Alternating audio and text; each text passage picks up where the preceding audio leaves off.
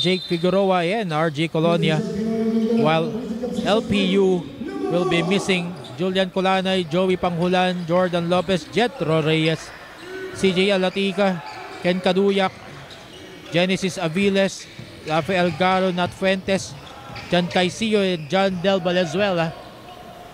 Mark Parks against John Barba. Going strong, sidesteps with that reverse. Santiago. Mark Parks dumping it underneath to Muhammad Yasana. Semi-hook shot, no go. Two tries, no go, but Kenshin Pandrones, her time is good. 17 apiece. Peñafiel. Step back jumper is good for JM Francisco. They have the numbers. Paul Francisco losing the handle.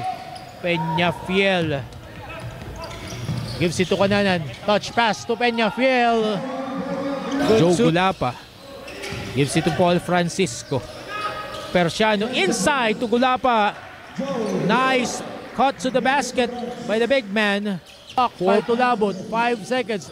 Block again.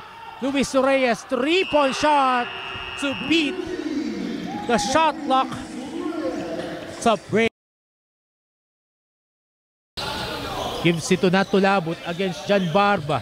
Tulabot driving. Diasana! Slamma Jama! Diasana waking up the NU Bulldogs at Reinhard Jumamoy. Back-to-back baskets now. 30.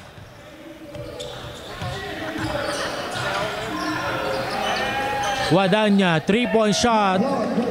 They're junior players to the senior program, and with some recruitment from outer school. Simon creating now for LPU. John Barba. 10 seconds to shoot for LPU. Barba.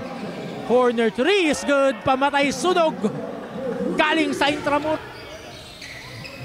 Quick pass there, inside to JN. LPU Pirates will take home the 7-point win, 69-62 against the NU Bulldogs, making up from their last loss against the MCU Supremos last Thursday.